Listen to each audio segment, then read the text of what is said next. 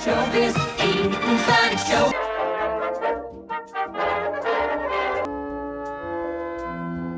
Do you ever think about those outrageous things from the 1970s? The ones so weird they still make you laugh out loud?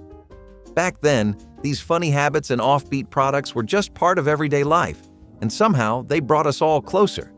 But looking back now, were we all in on the joke, or did we just not know any better? Waterbeds that sloshed like ocean rides were the definition of 70s luxury, if your definition of luxury involved nausea and spilled dreams. People were obsessed with these things. It was not just a mattress, it was a statement, a big, sloshy, back-breaking statement. You were not sleeping, you were floating. Supposedly. In reality, you were trapped in a giant plastic bladder that sounded like a washing machine when you rolled over. Getting into one was like mounting a mechanical bull in slow motion. Getting out of one? Good luck. You needed core strength and a plan. Parents swore they were good for your back. Doctors were skeptical. Kids just wanted to bounce on them. And couples, well, let's just say the novelty wore off the first time someone fell off during a romantic moment and got rug burn. The real kicker? They were heavy. Like, good luck moving heavy. One wrong poke and your entire bedroom became a kiddie pool.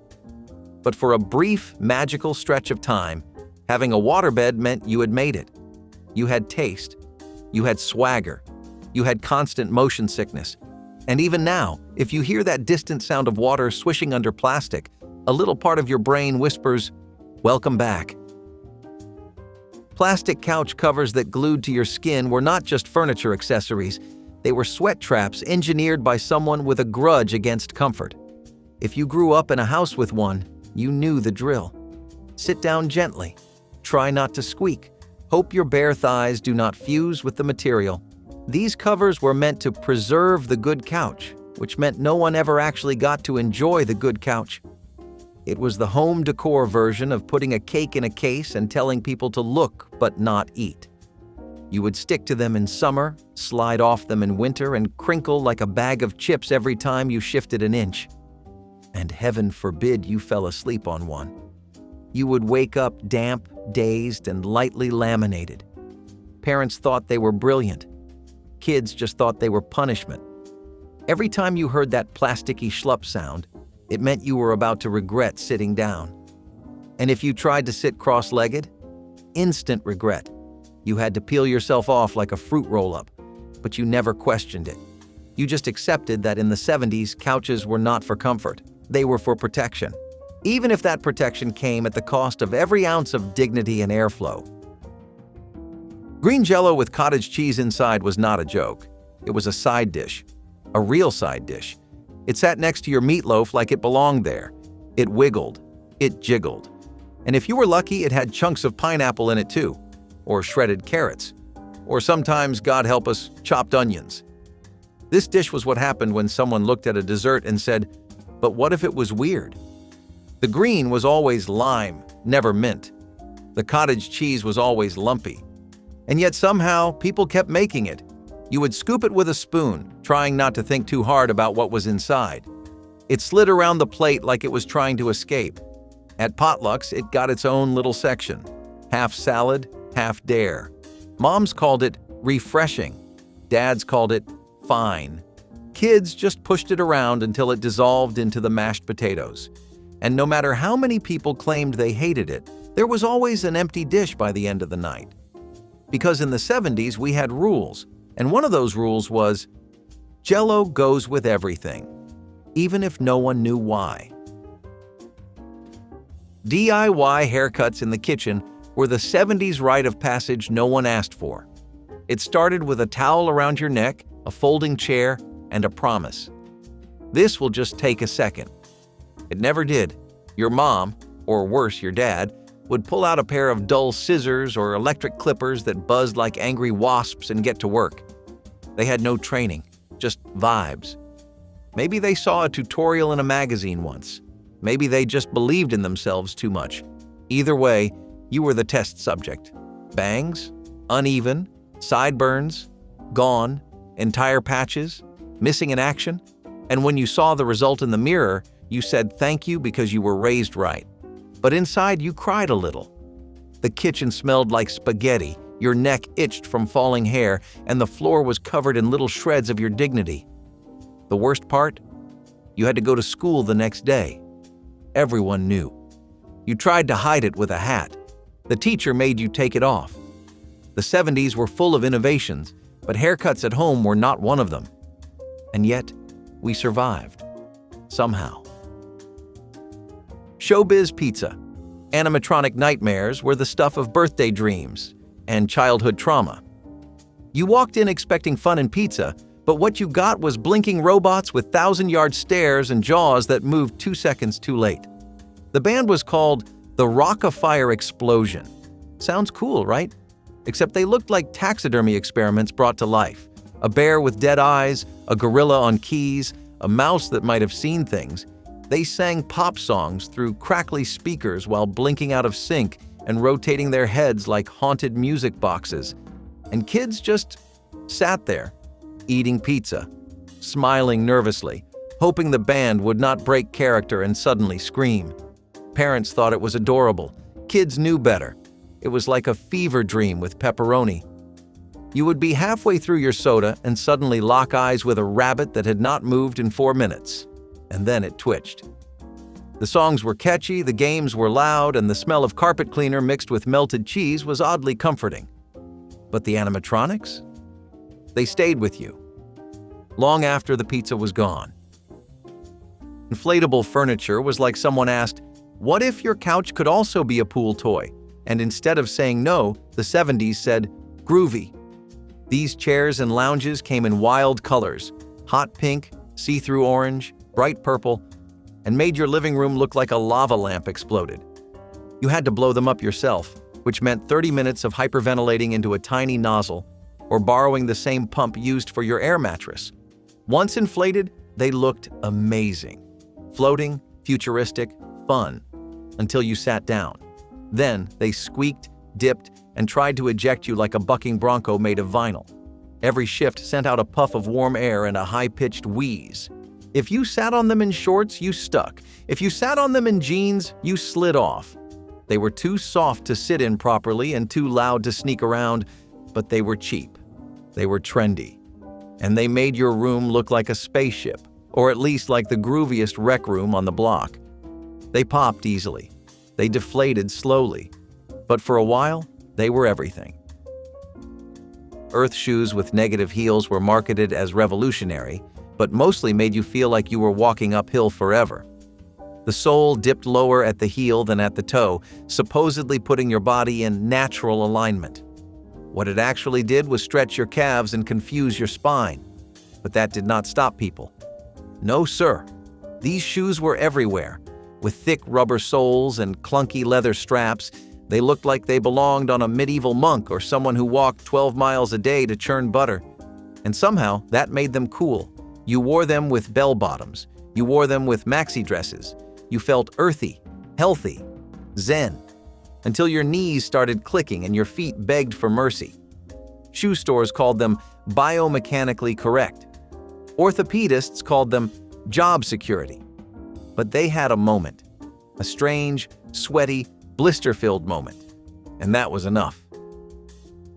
The 8-track tape shuffle struggle was not just a flaw, it was a feature. You would pop that clunky plastic brick into the player, ready to jam out, and suddenly, click, the track would switch. Mid-song, no warning, just a mechanical clunk and a moment of silence, like your stereo needed a breather. Some songs were split across 2 tracks.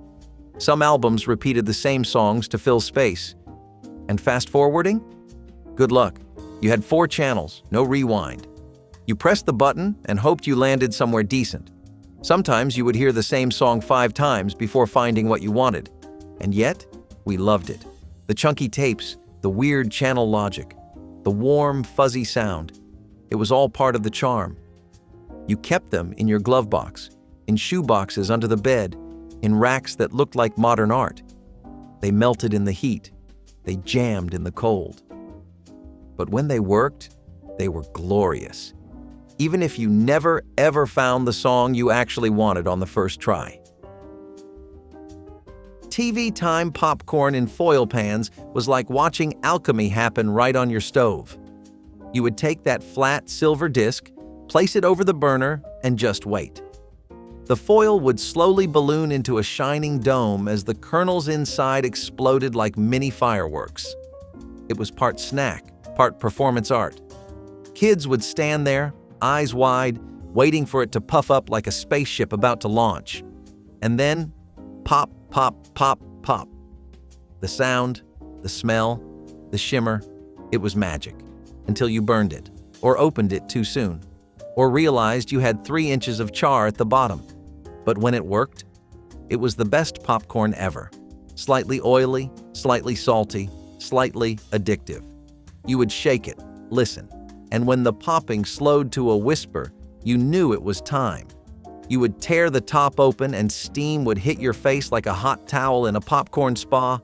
No microwave, no prepackaged bags, just foil, fire, and faith. Novelty telephone designs in the 70s turned every phone call into a ridiculous production.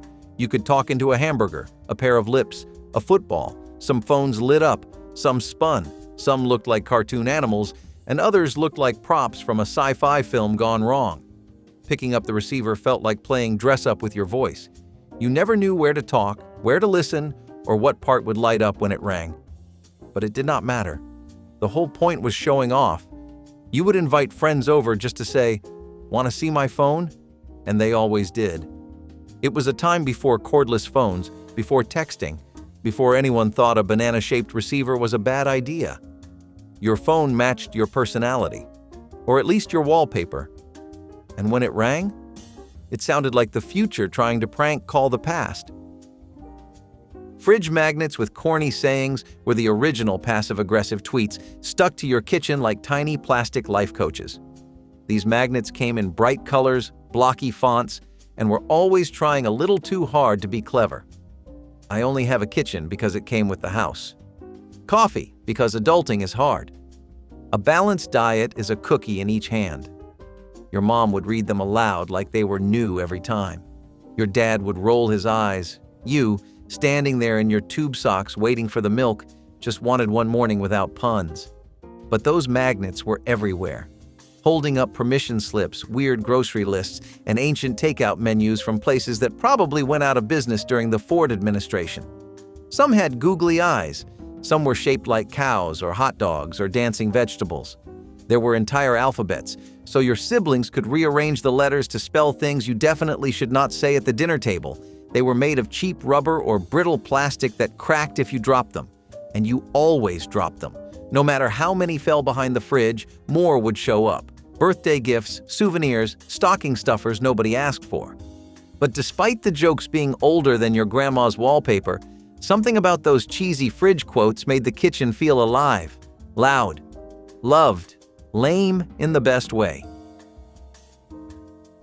Corduroy bell-bottoms that whooshed when you walked were the unofficial soundtrack of every hallway in the 1970s. You did not sneak up on anyone in those pants. Every step was a soft rhythmic whisper of fashion confidence. The cords were thick, the colors were wild, and the flair, it could take flight. Kids wore them to school. Adults wore them to work. Everyone walked around like they were in a detergent commercial set to disco music. You would pair them with platform shoes and maybe a polyester shirt with a collar that could double as a hang glider. They came in every earth tone imaginable: burnt orange, forest green, mustard yellow, basically the color palette of your grandma's Tupperware set. And if it rained, good luck. Wet corduroy felt like dragging a wet dog around your legs all day. But even that did not stop people. Because when you had on a pair of good bell-bottoms, you strutted, you glided. You were somebody. Some pairs had giant pockets. Some had buttons so big they needed their own ZIP code. And when you sat down, the ridges pressed into your skin like corduroy tattoos. But still, you wore them again. Because the swoosh said it all. You were fashionable. You were funky. You were possibly flammable. And you had the best pants in the room. Mood lamps that looked like lava were less about lighting and more about staring. You would plug it in, wait 10 minutes, and suddenly, Globs of glowing goop started rising and falling like slow-motion jellyfish. They were hypnotic, mesmerizing, totally useless for actually seeing anything, but somehow the coolest lamp you could own. The glass would heat up fast, almost too fast, and if you ever knocked one over, you better believe it was a full-blown emergency. But when it worked, it was like owning a slice of the universe on your nightstand. The wax moved with its own rhythm, like it was thinking about something deep. You could stare at it for hours, lost in the slow dance of colored blobs. Red lava, blue lava, orange lava. Whatever matched your shag rug or matched your mood. They belonged in basements, bedrooms, or the rec room, usually next to the beanbag chair and that one stereo that only played side A of the record. Parents called them hippie nonsense. Kids just thought they were magic. Some nights, the lava moved like it was alive. Other nights, it just floated there in a sleepy little blob. Either way, you kept watching. Mood lamps were not about practicality. They were about vibe. They were the soul of the 70s, quiet, weird, and glowing from the inside out. Toy phones that actually had dials were peak childhood drama before smartphones ruined imagination. These plastic wonders had real spinning dials with clunky finger holes that made you feel like you were doing something important. You would spin the dial like a mini vault, wait for it to return, and pretend you were calling the president. Or your best friend. Or your stuffed animal in the other room. Some had cords, some lit up. Some made fake ringing sounds when you turned the dial fast enough. You would slam the receiver down for dramatic effect after saying something like, "Well, I never." It was the original role-playing. You had tea parties with it, faked emergencies with it, took messages that meant nothing. But that dial? That was power. It had weight, it had sound, and it taught you the fine art of patience, because if you misdialed a single digit, you had to start all over. These phones came in bright colors, red, yellow, blue. Some looked like animals. Some looked like the phones grown-ups used, only better. And let us be honest, no real call ever matched the drama of your imaginary ones. Those toy phones turned your bedroom into a control center, your living room into a newsroom, your closet into a spy base. They were loud, silly, and kind of perfect. Avocado Green, everything was less of a color choice and more of a national crisis. Kitchen appliances, couches, carpets. If it was in your house, it was probably avocado. And not the creamy, trendy avocado people eat now. We are talking about that murky, slightly brownish green that looked like it had been sneezed onto every surface. Your refrigerator? Avocado. Your toilet seat? Avocado. Your parents' bath towels? Yep. That weird floral wallpaper in the hallway? Somehow also avocado. It matched nothing. And that meant it matched everything. No one questioned it. No one asked why. It just was. Designers called it earthy. Homeowners called it stylish. Kids just called it ugly, but you got used to it. You lived with it. And over time, you started to kind of love it. The color was warm, weird, comforting in a way you could not explain. You could walk into 5 different houses and see 5 different shades of avocado green, and it always felt familiar, like carpet fuzz stuck in your socks or the hum of the dishwasher. It was the official color of the 1970s, and we wore it proudly, even if it made the kitchen look like a giant salad. Fondue sets you only used once were the ultimate grown-up purchase that quickly became a dust collector. Everyone had one. It came in a big box with skewers, a pot, a stand, and that little burner you never figured out how to light properly. You had big plans. You were going to throw parties, dip bread in cheese, dip fruit in chocolate, have sophisticated conversations while things slowly bubbled. And maybe you did use it once. Everyone gathered around the bubbling pot. Someone dropped a chunk of bread. Someone else lit a napkin on fire. Someone got burned. The cheese was stringy. The chocolate scorched. The forks went missing. And the night ended with someone ordering pizza. After that, the fondue set went back in the box. It sat in the cabinet next to the ice cream maker, the waffle iron, and that weird seafood tray you got for your wedding. But here is the thing. Having one still felt fancy. It meant you were trying. It meant you believed in the dream. The dream of melted cheese and gentle jazz and people saying things like, divine. Even if what they really meant was, why is this so salty? Terrariums in giant glass jars were like your own little forest trapped in a time capsule.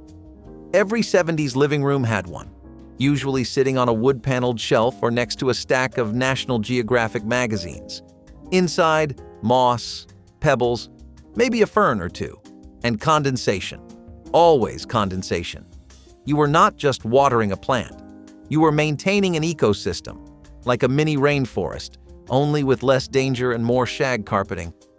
Some terrariums were as big as fish tanks. Others looked like repurposed cookie jars. You were supposed to keep them alive with low light and light misting. What you actually did was forget about them until they looked like a haunted greenhouse. But for a while, they looked magical. They were the vibe, earthy, mysterious, slightly foggy. You would tap the glass and pretend there were tiny animals inside. Your aunt probably had one with a tiny gnome stuck in there, or a frog, or just an old leaf that never moved again. Terrariums made you feel like you understood nature, even if the only dirt you touched was during that one school gardening project. They were low effort, high charm, and they made your home feel like it belonged to someone who listened to vinyl records and understood the moon. Bicentennial. Everything in 1976 was not just a celebration, it was a marketing explosion with red, white, and blue on everything. You could not swing a sparkler without hitting a product stamped with a flag or an eagle or the year 1776 napkins. Soap, underoos, cereal boxes. Gas stations had bicentennial promos. Toothpaste companies had bicentennial flavors. There were bicentennial lamps, coins, glassware, lunchboxes, records, even bicentennial bread. It was like the entire country woke up and said, let's throw a party and invite every product we can think of. And we did. Fireworks shows were massive. Parades were nonstop. There were hats, shirts, and cake decorations that screamed, 200 years, baby. Kids got worksheets about it. Adults got commemorative plates. Everyone got red, white, and blue fatigue. But also, it was kind of amazing. For 1 year, it felt like the entire country was on the same page, draped in polyester flags and humming Yankee Doodle. Even if you were too young to understand the Constitution, you still got the t-shirt. Sunbeam mixmasters that doubled as weapons were the loudest, heaviest thing in your kitchen, and possibly the most dangerous. You did not just use one, you wielded it. This mixer had detachable beaters, multiple speeds, and a motor that sounded like it could launch a satellite. Turning it on was a commitment. Turning it off required timing, strength, and sometimes prayer. If you lifted the beaters while it was still spinning, you painted the walls in whipped cream. If you got too close, your sleeve became part of the recipe. But it was built like a tank, white with chrome accents. A glass bowl that weighed more than a newborn. You could drop it and it would leave a dent in the floor. People passed these things down like family heirlooms. Some even had matching stands, turning it into a mini construction site right there on your counter. And despite the chaos, it made perfect batter. Cookies, flawless. Mashed potatoes, heavenly. Cake mix, smooth as jazz. The Sunbeam Mixmaster did not just mix, it announced itself. And if you survived it, you baked something delicious. Lick and stick wallpaper borders were home decorating's worst idea with the most innocent name. These thin strips of design, usually floral, fruit-themed, or aggressively paisley, were meant to line the top edge of your wall like a colorful crown molding. And how did you apply them? You licked them, literally, like stamps, like a child licking an envelope. It was as weird as it sounds. The taste was awful. Chemical, papery, slightly sweet in the most unnatural way. You would drag your tongue across the back, trying not to gag, then slap it onto the wall before it dried out. You got about 5 seconds, maybe 6. Then it curled like a frightened caterpillar and fell to the floor. Applying these borders took hours, days. Marriages were tested. Stepladders were climbed. Entire sections were redone because one little fruit pattern was upside down. But once it was on the wall, oh, it was glorious. Your kitchen had grapes. Your bathroom had daisies. Your hallway had tiny colonial houses riding in wagons for no apparent reason. It was barely decor, but it felt like home. Because in the 70s, nothing said, "We care about our space," like licking glue and hoping it stuck. Plastic dry cleaning bags turned into capes were the unsupervised fashion statements of every 1970s kid who ever dreamed of flying. You would rip the bag off your dad's suit, throw it over your shoulders, and instantly become a superhero, or at least a very loud, crinkly version of one. The plastic clung to everything: your shirt, your hair, the dog if it got too close. You tied it around your neck with a shoestring or just tucked it into your collar and ran full speed across the backyard like the fate of the universe depended on it. Wind resistance? Check. Static electricity? Definitely. Breathing holes? Optional. These capes were dangerous, ridiculous, and absolutely perfect. No one worried about suffocation or the fact that the words "do not place overhead" were printed right on them. You were invincible, and your cape said so. It flapped behind you like a flag of chaos. You wore it on the jungle gym, down the slide, or while jumping off the porch with a dish towel on your head for added flair. Sometimes you paired it with rain boots and swim goggles, because why not? It made chores more fun. It made grocery trips heroic. And when you were done, you tossed it in the corner until your sibling found it and took over your secret identity. The 70s might not have had fancy costumes, but we had dry cleaning bags and imaginations that did not know how to quit. Yard decorations made from old tires were the kind of thing you could only explain if you grew up with them. We are talking about planters, painted swans, and weird little sculptures that sat proudly on the lawn like DIY garden gnomes with something to prove. You would take a used tire, any size would do, cut it open with tools that probably should not have been near children, flip it inside out, and suddenly it was art. Spray paint was always involved: bright white for the swans, pastel for the flower beds, fire engine red if your uncle got carried away, and you had to seal it, of course. Not for longevity, just so the rain would not wash the whole thing away by Tuesday. Some people added googly eyes, others glued on fabric flowers. And there was always that neighbor who went full Michelangelo and made an entire nativity scene out of Goodyears. The whole thing reeked of rubber and ambition. And while they were mostly eyesores to adults, kids loved them. They made great hideouts for bugs, perfect perches for action figures, and the occasional home for a toad you swore would become your pet. Everyone claimed they hated them. Everyone had one. Because in the 70s, recycling meant turning trash into conversation pieces. Tire art was bold, strange, and just weatherproof enough to survive a season, and somehow that was good enough. Tubular TV consoles were not just entertainment centers. They were full-blown living room altars. Massive wooden frames the size of small cars with built-in speakers, fake knobs, and space on top for everything from family photos to plastic plants. These were not TVs. These were furniture.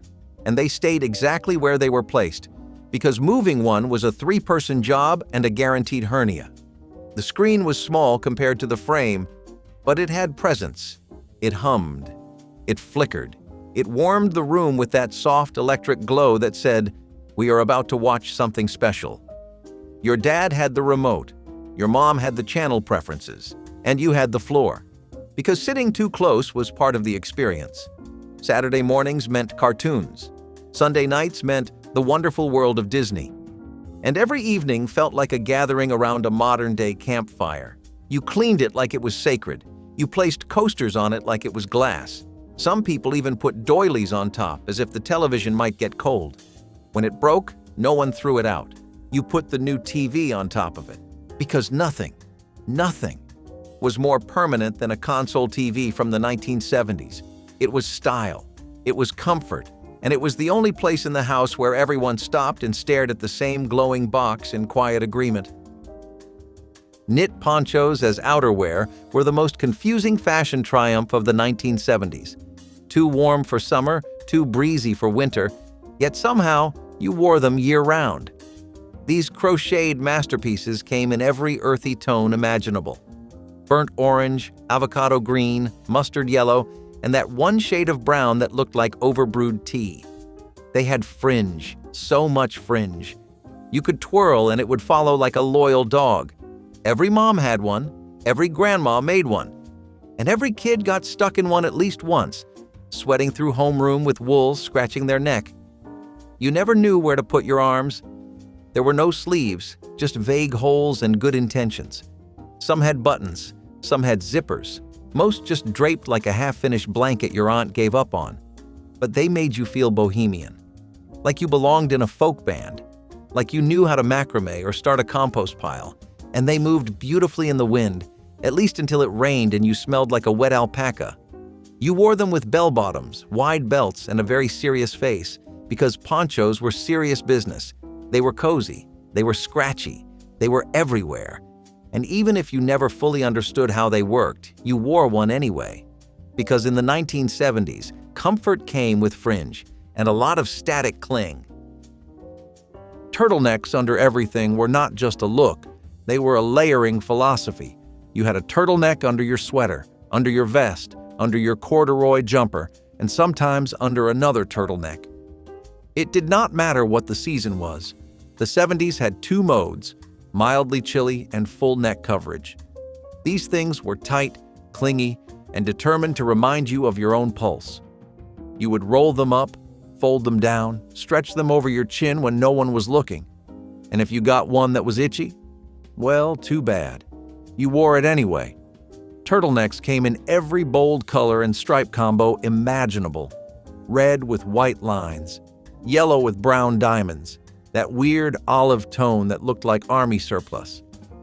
And let us not forget the mock turtleneck, like the real thing, but slightly more breathable and just as sweaty. Moms loved them. Teachers wore them. Kids tolerated them because they were the universal outfit base. Put a turtleneck under a denim jacket? Instant cool. Under a sweater vest? Instant preparation. Under a poncho? Now you are unstoppable. The best part? If your haircut went wrong, the turtleneck covered half your head anyway, and that high collar gave you built-in sass.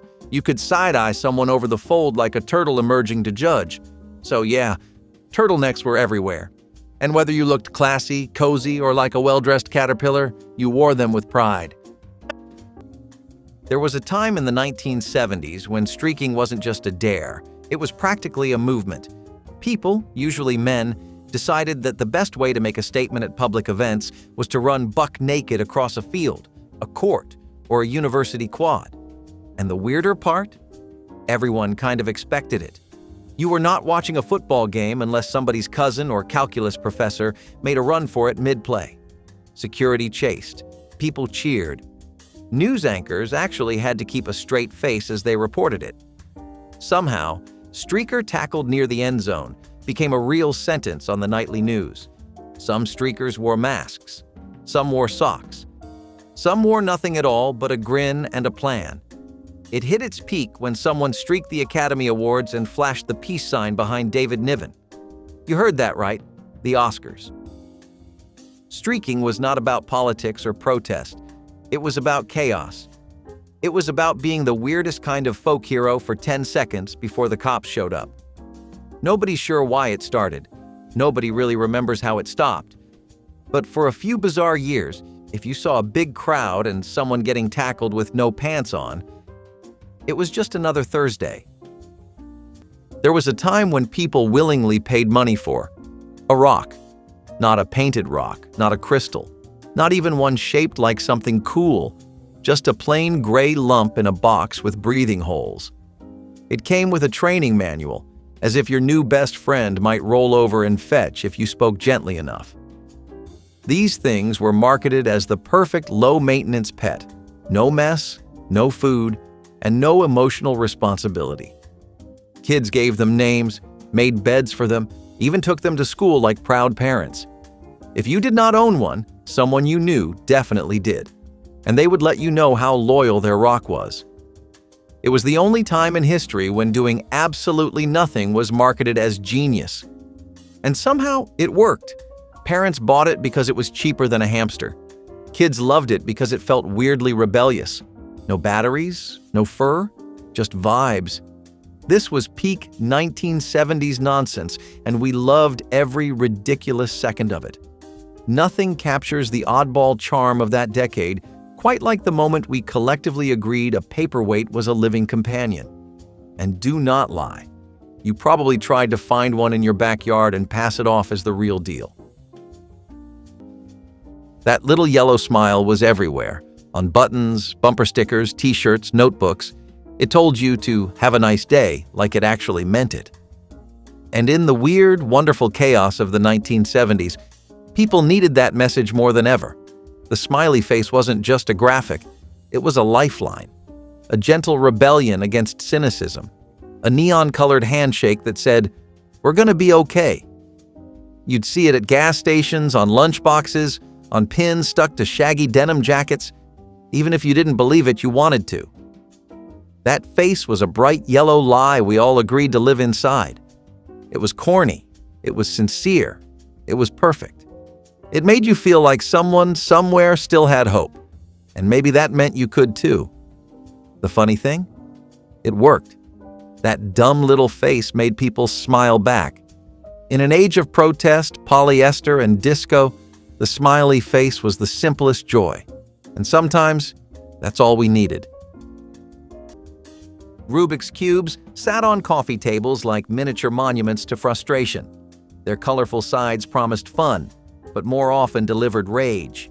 You twisted, you turned, you thought you had it, and then disaster. One wrong move sent you back to square one. Solving it became a badge of honor. If someone at school could actually complete a Rubik's Cube, they were treated like a genius. Crowds gathered, applause broke out, but most of us faked it. We peeled off the stickers and rearranged them to make it look solved. Or we popped out the pieces and snapped them back into place. Technically cheating? Maybe. Spiritually rewarding? Absolutely. There were books, guides, even videos explaining how to beat the cube, but few had the patience. And yet, we all kept trying. Rubik's Cubes lived in junk drawers, backpacks, and classroom desks. They were part toy, part puzzle, part stress test. Looking back, they were frustrating, addictive, and completely iconic. And to this day, if you spot one on a shelf, your hands remember the rhythm of twist, turn, twist, even if your brain still has no idea how to actually solve it. It was the original shortcut for busy kitchens, long before microwaves or DoorDash deliveries. Right there in the wall, usually between the kitchen and dining room, was a little opening known as a pass-through window. Not big enough to walk through, just big enough to pass a steaming pot of mashed potatoes or a stack of plates. It was part convenience, part conversation starter, and part dinner-time drama stage. You could poke your head through and call out, "Who wants seconds?" Or you could slide a dish over without juggling it across the carpet. In bigger homes, they were framed out in wood or tile with little ledges to rest a casserole on. In smaller homes, they were purely functional, a hole in the wall that saved mom 10 steps at every meal. Some even had shutters or swinging doors, so you could close the kitchen once dinner was served. But eventually, open-concept living took over. People tore down the wall entirely instead of carving a window into it. And just like that, the pass-through became passé. Still, it had its charm. It turned dinner into a kind of performance. But if passing potatoes through a hole in the wall sounds odd, imagine burning your garbage in a machine tucked right next to the toilet. Generic brand groceries were the quiet label of struggle in the 1980s. Walk into any store and you would see those plain white boxes with nothing but bold black lettering, cornflakes, macaroni, or just soup. No mascots, no cartoons, no sparkle. They sat on the bottom shelf like they were trying not to be noticed. But they were. Everyone saw them. Kids knew what they meant. If those showed up in your cart, you were not getting prizes in your cereal. You were just getting food. Some tasted okay. Some tasted like cardboard. But they filled the pantry. And that was the point. They were cheaper by quarters that mattered. Some families would peel off the labels just so the box did not scream. Others embraced them, one no-name can at a time. In school lunches, you hoped no one saw the off-brand cookies. You ate them fast, hoping they passed for the real thing. Generic brand groceries were not glamorous. They were not meant to be. But they were the invisible badge of getting by. And for the families that counted every dollar, those blank white labels were a quiet promise. You were doing what you could, and you were not alone. Forget rabbit ears. You had coat hangers. Reception in the 1980s was not about technology. It was about physics, patience, and standing on one foot while holding a wire hanger at a 17-degree angle near the television. You would twist it, bend it, jam it into the back of the TV, and suddenly, perfect picture. Until you moved. Then it was back to static and blurry game shows. Someone in the family always claimed to be the antenna whisperer. That meant you held the hanger while everyone else watched. If you let go, the screen fuzzed over, and you became the villain of the household. Some hangers were wrapped in foil like space-age art projects. Others had split ends from being fine-tuned with pliers. You tried balancing it on books, soda cans, even your little brother's head, anything to avoid touching it yourself. Every channel had its own sweet spot, and finding it was like unlocking a combination lock you did not know you had. Your only reward? Maybe catching half an episode of Knight Rider before someone walked in front of the screen and ruined everything. Today, people complain if their Wi-Fi dips for 2 seconds. But back then, we fought gravity and metal to watch cartoons. And honestly, that fuzzy, half-clear picture, it still felt like magic. Pantsuits in the 1970s were the answer to every occasion. Church? Pantsuit. Job interview? Pantsuit. Backyard barbecue with Aunt Marlene and 3 uninvited neighbors? Pantsuit. It was the era of women dressing for power and comfort at the same time, in matching jacket and slacks, all made of polyester that could stop a bullet and hold a wrinkle for decades. The fabric was always a little too shiny, the colors were bold enough to blind someone across the room, and the lapels, huge. You could land a small plane on them. Buttons were oversized, shoulder pads mandatory, and sometimes they had pockets, but not enough to hold anything except a peppermint and a tissue. These suits came in every hue: avocado green, rust orange, baby blue. It was like someone melted a crayon box onto a sewing machine. But you wore it with pride. Women strode into offices, classrooms, and PTA meetings looking like they meant business and maybe disco after. Some even wore turtlenecks underneath, because nothing says "I am ready for my moment" like a snug polyester turtleneck under a double-breasted blazer in egg yolk yellow. They were hot, literally, but style meant sacrifice. People thought these suits were the height of fashion, and maybe they were, until you tried to sit down and realized you were now permanently bonded to a plastic chair. If you have ever heard a duck sing in falsetto, then you already know too much. Disco Duck was a 1976 novelty song performed in a Donald Duck voice, and it hit #1 on the charts. Yes, a duck, doing disco, and people loved it. It played at school dances, skating rinks, house parties. You could not escape its quack-fueled funk. The guy behind it, Rick Dees, was a radio DJ who accidentally created the most delightfully absurd hit of the decade. The song had dance moves. The duck had fans. It was bizarre and brilliant all at once. And honestly, it made total sense in the 1970s. This was a time when a talking frog could sell coffee and a grown man in a polyester suit could be a sex symbol. A disco duck was just part of the natural order. Kids sang it, adults danced to it, and no one questioned why a feathered voice was narrating their nightlife. It was catchy, it was camp, and it was exactly what the world needed in a decade that thrived on weird. The best part? You can still find the record in vintage shops like a tiny piece of audio chaos waiting to quack again. Show and tell felt like technology from another planet, and if you were a kid in the 1970s, it basically was. A boxy contraption with the soul of a film projector and the heart of a storybook, it let you do something incredible. Watch a movie while listening to a record, all in your very own living room. You didn't need a teacher, you didn't need a classroom, you just needed one of those magical little cartridges, half plastic, half mystery, and the willingness to sit still. It would whir to life with a soft hum, the narrator's voice crackling through the speakers, and as the images scrolled across the tiny screen, it felt like the future. One minute you were listening to fairy tales, and the next you were exploring outer space or solving mysteries with a cartoon detective. It was hands-on. It was immersive. It was mesmerizing. Sure, the film sometimes jammed, and yes, the sound occasionally skipped, but who cared? The show and tell turned dull afternoons into cinematic adventures.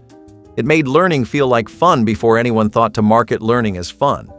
The funny thing is, it was clunky, primitive. But back then, it was everything. A personal theater, powered by your own tiny hands and imagination. Television antenna adjustments were part of the evening routine, just like brushing your teeth or fighting over the remote. Before streaming, before digital signals, there were rabbit ears, two shiny rods that stood on top of the television like alien feelers. Getting a clear picture meant twisting them in random directions, adjusting one while the other stayed stubbornly out of reach. Sometimes you needed to stand on one foot. Sometimes the only way to get the signal was to hold the antenna yourself and stay there, frozen, arm extended, human satellite. Someone from the couch would yell, "Right there! Do not move!" And you would stay stuck in position, sacrificing comfort for clarity. Foil was added for better reception. Coat hangers became tools of innovation. And if the weather was bad, good luck. The static would return like an uninvited guest. It was frustrating, yes, but it was also communal. Families worked together to solve the mystery of the fuzzy screen. You cheered when the picture came in. You groaned when it disappeared mid-show. Antenna adjustments were the dance of analog television. Awkward, unpredictable, and always a little magical when they actually worked. Snow boots? Luxury. If you grew up without much in the 1980s, you knew what winter prep really meant. Plastic bread bags stuffed inside your sneakers. Wonder Bread, Sunbeam, store brand, it did not matter, as long as it slid over your socks like poor kid armor. You slipped your foot in and hoped it stayed dry on the walk to school. Every kid sounded like they were walking through potato chip bags. If your bag tore halfway through the walk, you were stuck squishing all day. And heaven help you if it was the cinnamon raisin bag. It smelled weird. Sometimes the bread logo still peeked out of the top of your shoe like a fashion statement no one asked for. Teachers never said anything, because they knew. Half the class probably had sandwich packaging in their boots. If you were extra fancy, your mom double-bagged them like you were prepping for a flood. It did not keep your feet warm, but it made you feel clever. Today, people spend big on waterproof socks. Back then, you used what you had in the kitchen drawer. And when spring came, you hung up the bread bags like snow gear. Puka shell necklaces were your ticket to island cool, even if the closest beach was a kiddie pool in the backyard. These little white shell fragments were strung together and worn by teens across the country like they just got back from a week of surfing in Oahu. Never mind they lived in Ohio. The puka shell did not care. You could have never seen the ocean and still pull off the look. They felt exotic, even though they were sold 3 feet from the Orange Julius stand. You wore one to the skating rink and felt like a cast member from Hawaii 5-0. Even gym teachers wore them on field day, paired with socks and sandals. They snapped easily, but no one cared. You just bought another. For about 6 months, puka shells had more social currency than your GPA. In fact, most people never saw the ocean. They just saw the necklace on a friend of a cousin who said it helped his vibes. Boys wore them with open shirts and sun-bleached hair. Girls wore them stacked with friendship beads. Either way, if you had one on, you were chill. At least in theory. They were sold everywhere. Surf shops, head shops, mall kiosks. They went with flared jeans, platform sandals, and every kind of tan, fake or real. The puka shell said, "I am easygoing, but I could win a beach volleyball tournament if needed." For a minute there, these necklaces were a fashion must-have, even if the shells dug into your collarbone every time you bent forward. Totally worth it. Saturday mornings in the 1970s were sacred. You rolled out of bed in your pajamas, poured a bowl of sugary cereal the size of your head, and plopped in front of the television like it was your job. But here is the weird part. The cartoons laughed at themselves. Literally.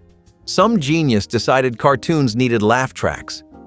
As if Scooby-Doo could not speak for himself, a crowd of invisible studio strangers would burst out laughing every time someone slipped on a banana peel. Even when it was not funny, especially when it was not funny, the laughs kept coming. It was like the cartoons were trying to convince you something hilarious had just happened. You were 6 years old, confused, and wondering why a ghost tripping over a trash can deserved a full round of applause. But it became background noise like the hum of a refrigerator or the jingle of toy commercials every 5 minutes. Every cartoon from the Flintstones to the Jetsons to those strange Sid and Marty Krofft live-action hybrids used it. Even the characters seemed unsure of what was going on. But it did not matter. You were hypnotized. The colors, the voices, the canned laughter, it all became one joyful blur. It was predictable, comforting, and just weird enough to feel magical. Besides, if the TV was laughing, that meant it had to be funny, right? You might remember Ronald McDonald, but in the 1970s, he wasn't running the show alone. He had help, or maybe company, from a cast of characters so bizarre, so cartoonishly surreal, they felt like they belonged in a Salvador Dali painting directed by Jim Henson. Mayor McCheese with his oversized cheeseburger head and mayoral sash. Grimace, a purple blob with no clear origin or purpose who might have been a milkshake or a living gumdrop. And the Hamburglar, a masked menace in a striped outfit who only ever said "robble robble." These weren't just mascots, they were marketing fever dreams brought to life. And kids loved them. They weren't realistic, they weren't logical, but they were unforgettable. They appeared in commercials, Happy Meal toys, playgrounds, and birthday parties. The McDonald's Land Gang was a kind of fast food mythology, a goofy, unsettling, brightly colored world where French fries grew on trees and hamburgers needed political representation. It was weird, but it worked. It worked so well that entire generations grew up thinking Grimace was their friend and the Hamburglar was a hilarious criminal. The funny part? No one ever questioned it. You just accepted that your cheeseburger came with a side of mayors and purple monsters. And somehow, that made it taste better. In a world full of rules and rationing, McDonald's Land was a lawless place where ketchup was currency and imagination was king. Minimal holiday decorations did not mean less spirit, just fewer lights. No inflatable snowmen, no blinking rooftop displays, maybe a single strand of lights across the front window, half of them flickering, maybe a tree with sparse branches and mismatched ornaments, paper stars, popcorn strings, hand-painted bulbs that chipped year after year. You reused wrapping paper, saved bows in a kitchen drawer. Stockings were sometimes just socks. The gifts were few but thoughtful. A scarf someone knitted, a book from a yard sale, a secondhand toy wrapped with care. The meals were simple, maybe a turkey, maybe just a roast chicken with canned corn and mashed potatoes, but there was laughter, there was warmth, there was effort. Other houses looked like magazine covers, yours looked like a family doing its best, and somehow that made it feel more real, more honest. The magic came not from extravagance, but from intention. You learned that holidays were not about perfection. They were about showing up with what you had and making it matter. And even now, when you see a tree decorated with plastic snowflakes and faded tinsel, something inside you smiles, because that was enough. And in your memory, it still shines. Summer heat was not battled. It was endured. Air conditioning was for rich people, department stores, and maybe the library. At home, you shoved a fan in the window and hoped it would suck in cool air. If the fan was old, it made more noise than wind, but that was still better than nothing. You flipped it around, tried every angle, put bowls of ice in front of it like some kind of home science experiment. Sometimes it worked. Usually, it just blew hot air in your face while rattling like a lawnmower. You rotated it between rooms like a precious relic, and if someone moved it without asking, prepare for war. At night, you prayed for a breeze. You slept with no sheets. You sweat into the pillow. And if you had siblings, everyone argued about who got the good side of the fan. Box fans, oscillating fans, those tiny desk ones, you tried them all. Sometimes you even tried stacking them. one pointing in, one pointing out. Genius in theory. Today, air conditioning is a click away. Back then, you just laid still, listened to that fan hum, and told yourself, it is not that hot. Waterbeds were supposed to be the future of sleep, and maybe they were, if you liked sleeping in a tidal wave. The pitch was seductive. A mattress filled with water that would contour perfectly to your body, like floating on a cloud made of dreams. The reality? Slosh, sway, backache, leak. You got in and the bed kept moving. You rolled over, and so did the other person, usually at you or off the side. Every waterbed had that soft vinyl smell, like a pool toy got promoted. They were impossible to move, nearly impossible to fill, and entirely possible to explode. Some came with heaters, because cold water plus pajamas equals instant regret. But if you were a couple in the 1970s, chances are you owned one, and you defended it like it was a third member of the relationship. It was not just a bed. It was a vibe. That slow roll when you sat down, the bloop of the waves shifting under your blanket. People thought it was sexy. And maybe it was, until 3 a.m. when the seam popped and your bedroom turned into a shallow pond. Big feet, bigger vibes. If you were alive in the 1970s, you saw the keep on truckin' guy at least once a day. He was on t-shirts, bumper stickers, lunchboxes, notebooks. You could not escape him. That cartoon dude with the long legs and the exaggerated strut became a national icon. But here is the thing. No one really knew why. It started as a comic by Robert Crumb, part of the underground scene. But then the drawing exploded into mainstream culture, and suddenly everyone was truckin'. What did it mean? Keep going. Keep living. Keep moving forward, even if your shoes were the size of sofas. It somehow captured the 1970s spirit perfectly, confident, a little weird, and deeply committed to personal style. People said it like a mantra. Keep on truckin', man. It was peace and rebellion and resilience rolled into one groovy phrase. Kids drew it on book covers. Adults slapped it on their bumpers. No one questioned the anatomy of those legs, or why the dude looked like he was walking off a cliff. He just kept going. And we did too. Television Guide was the original streaming schedule, printed, folded, and worshipped. Each week, families flipped through its pages to plan their entire viewing life. What time is your show on? What channel is the big movie airing? Without a television guide, you were lost in the static. It listed every program, from early morning cartoons to late-night reruns. You circled shows in pen. You memorized time slots. You argued with siblings over what to watch and when. Sometimes you even set a timer on the VCR to record your favorites, if you could figure out how. Television Guide came with featured articles, behind-the-scenes trivia, and occasionally a glossy cover that made you feel like you were holding something special. It was not just a magazine, it was a map, a lifeline, and a reminder that missing your show meant waiting until summer reruns or, gasp, never seeing it again. Kids today will never understand the pressure of being ready at exactly 7 o'clock, or the heartbreak of flipping the page and realizing your favorite show was preempted by a holiday parade. The television guide was small, simple, and essential, and in a world before scrolling, it helped us find our way through the glow of the living room screen. Absence of health insurance meant every cough came with worry.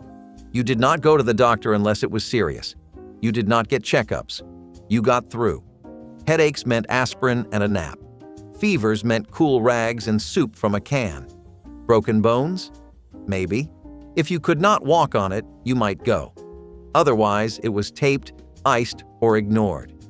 Your parents did not talk about money unless they had to, but medical bills were always the unspoken fear. You knew someone who waited too long. You knew someone who got lucky. You knew it could go either way. Dentists were a rare visit. Glasses were repaired with tape. Every illness came with a dose of prayer. And if you did go to the emergency room, you braced for the bill before the diagnosis. But you learned to be tough. You learned to treat the small stuff at home. You learned to read symptoms like a second language. And even though it was risky and scary and never ideal, It made you aware of what you had, or what you needed, and how much a simple doctor visit could feel like luxury. Nothing said fancy night like a foil tray full of mystery food. TV dinners were the ultimate poor kid luxury. You got a tray, compartments, and maybe even a tiny brownie in the corner. But heating them was a gamble. The mashed potatoes boiled over while the meatloaf stayed frozen in the center. You had to guess which corner to poke holes in or risk a microwave explosion. And once the edges of the tray started to curl, you knew it was done enough. No matter how uneven it cooked, you still ate every single bite, even the rubbery peas. That little brownie? Always undercooked, but somehow the best part. You followed the instructions, but still ended up with molten potatoes and frozen meat. You stabbed the plastic with a fork like it owed you money. And every corner of that tray had a different temperature zone. Sometimes the peas were ice cubes. Sometimes the meat turned into charcoal, but you ate it anyway, blowing on one bite and chipping your tooth on the next. There was always gravy. Always. It covered everything like a bad decision you could not take back. But the novelty? Unmatched. Sitting in front of the television with your own tray, pretending to be in a commercial, it was priceless. Even if it burned your tongue and your trust. If even one of these had you laughing, cringing, or whispering, "I forgot all about that," drop your favorite in the comments. Give us a like to keep the memories spinning, and subscribe so you never miss the weird, wild ride back through time.